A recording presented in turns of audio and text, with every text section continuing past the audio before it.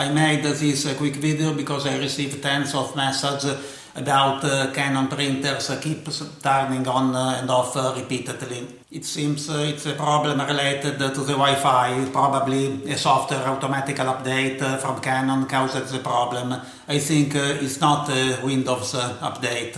If the Wi-Fi connection is disconnected, the printer works without problems.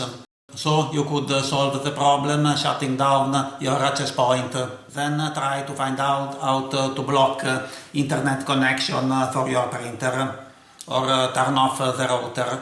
Then you can print using a USB cable. It seems a DNS issue. I'll keep you updated when I'll have more information. If you want, leave a comment. If I can, I'll help you. Have good luck.